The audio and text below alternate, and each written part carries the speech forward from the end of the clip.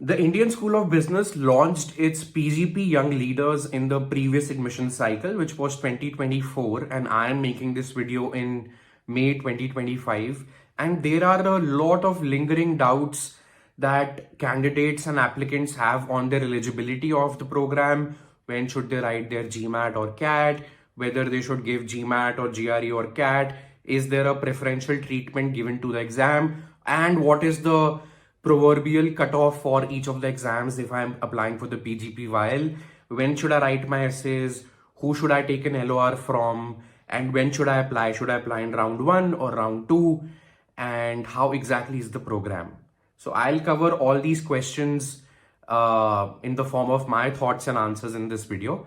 So let's get started and I'll cover them one by one. So first question is, what are the deadlines for PGP-YL?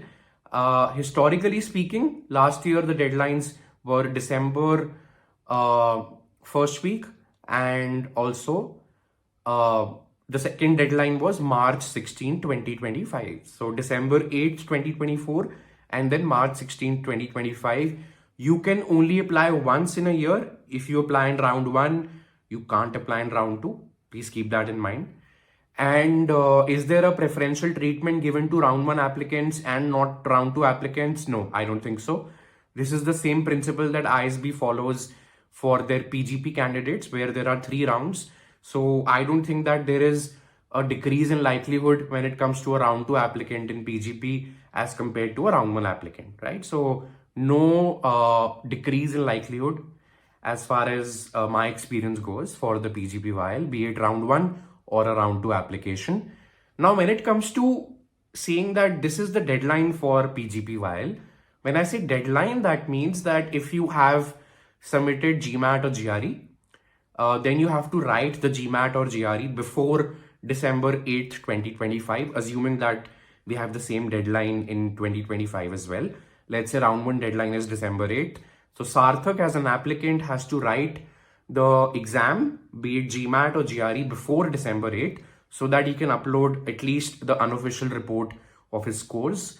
If he has chosen CAT, then obviously CAT happens towards the end of November every year. All he can do if he's a round 1 applicant, which is December deadline, is write his admit card number or registration number for CAT, the score of which, the percentile of which ISB will receive later on once the CAT results are out, right? So if Sarthak is writing CAT, he has to only mention his registration card number if he's applying in the December deadline. If he's applying in the March deadline, then obviously by then he'll receive his CAT scores and he will have to upload his percentile report and sectional percentiles. There is no sectional percentile cutoff, by the way. When it comes to ISB, you can have a 60th percentile in verbal and a 99th percentile in the other 2 sections, and still a blended percentile of 97th percentile, for example, and you can still get an interview call, right? So don't assume that ISB has a sectional cutoff when it comes to CAT or GMAT or GRE. Now, a lot of people ask me that, Sarthak, is there any sectional cutoff? No. And if there is any blended cutoff, what percentile should I target if I'm writing either of the exams? See, this is my experience while mentoring folks in the previous admission cycle, which turned out to be very competitive because there are only 150 seats in the PGP-YL. In fact, in some months and on some days, I felt that PGP-YL is even more competitive than the PGP in terms of the likelihood of getting through. And the first thing that these folks look at in the admissions committee is your academics, and if academics is not good, then you have to compensate for that through your essays and your GMAT, GRE, CAT scores. So talking about my mentees who received interview calls, typically and this is again a dichotomy. If you are an engineer, you have to have a 98.5 or higher than that. That's a non-negotiable. And if you are an engineer, right? So engineers are expected to do more, fortunately or unfortunately. So 98.5 or higher than that is very important. For non-engineers, I could see some mentees getting interview calls at 97th percentile or higher than that, right? But so it depends on if you're an engineer or a non-engineer, and it's a culmination of a lot of other factors also, if your academics were good or bad.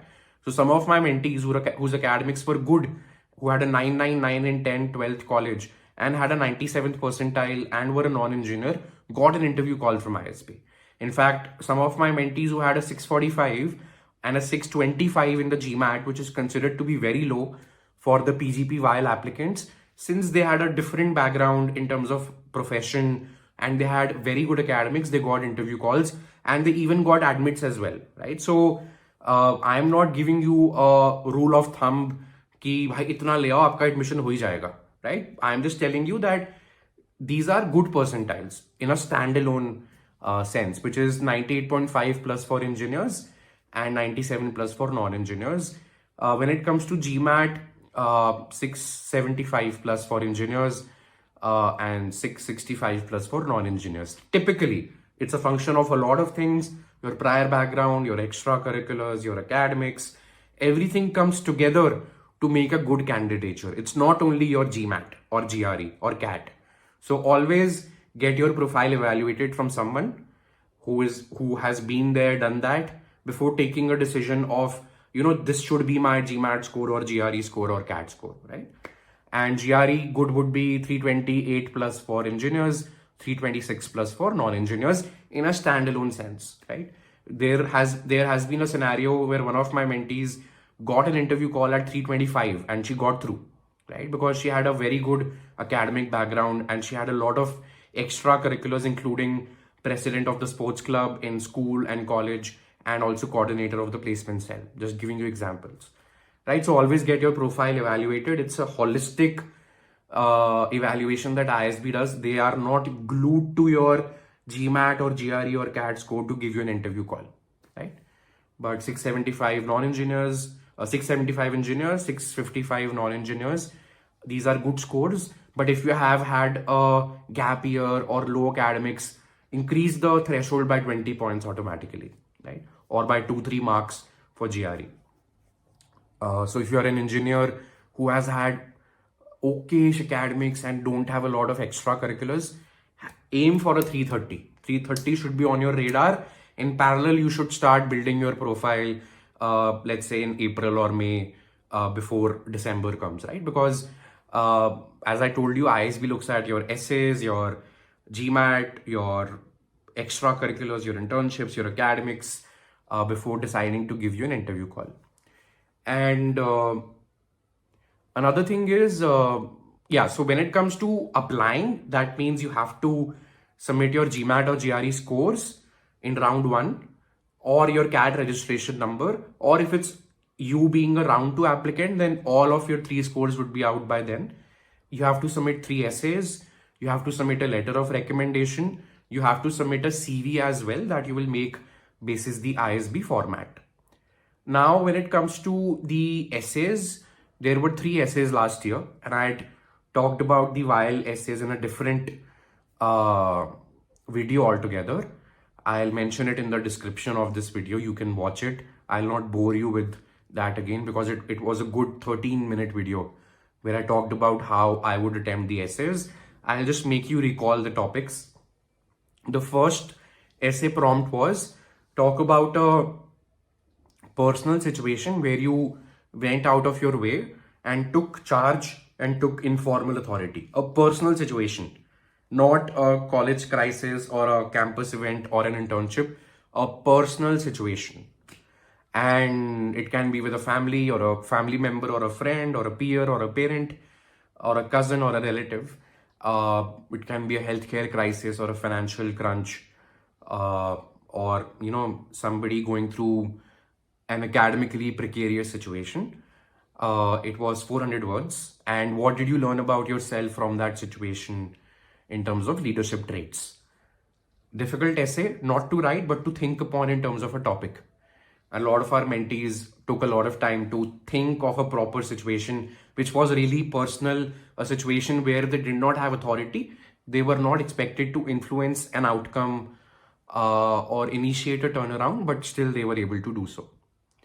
Second topic essay prompt was, what value will you add to the classroom basis your unique background and perspectives? So I recommended my mentees to at least think of 2/3 value adds, whether it's you being a lifelong dancer in Kathak or Bharatanatyam, and you being able to add value in the dance club at ISB, whether it's you coming from an engineering background but having worked in banking, so you being able to add value towards the intersectionality of tech and business in the classroom, right? Or you having had an entrepreneurial side project and being able to add value in pivot in the ISB PGP-YL program. So think about and introspect about what makes you stand out with respect to others, whether it's a student club, whether it's your degree, whether it's an internship, whether it's your work, and whether it's your extracurricular initiatives, whether it's a dance form, an instrument, reading, for example, or doodling, or trekking, or photography. So 2 professional value adds and 1 personal value add would be good. And the third essay, which is a more familiar essay, is the goals essay, which is what impact do you wish to create after the ISB PGP-YL, and talk about your medium and long-term goals both, and also what challenges will you face along the way. So the school wants us to think on what challenges will we face in achieving these goals, whether it's me wanting to get into consulting or investment banking or product management basis my past experiences or past interest.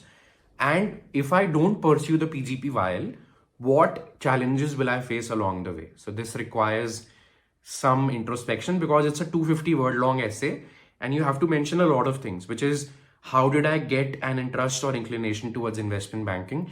Let's say through an elective or a book or a podcast or an internship. What do I want to do after the while?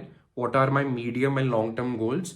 What challenges will I face if I don't pursue the while? And how will the while essentially help me pursue these goals seamlessly in the form of specific faculty names, elective names, the summer internship, pivot, ideas, the alumni community, and student clubs, right? So 250 word long essay, you have to cover a lot of ground. That's why you have to measure each and every word that you write, right? So these are the essays. And a lot of people ask me that Sarthak, LOR should be taken from my faculty in college or should be coming from my internship or professional manager. Now the school in the LOR portal of the application has mentioned that you can take the LOR from a faculty as well, a professor as well, an HOD as well, or somebody at work as well. So there is no differential treatment. Whoever has worked closely with you, be it in an academic context or a professional context, and can write good things about you, unse lo, no worries at all, right? And interview calls come in January. Interviews are typically taken towards the end of January and Feb, and the results come out for a round. And for March, interviews happened in April, and results came out last week, which is towards the end of April. So this is the timeline for both the rounds of the while. I hope this video was helpful and I'll see you very soon.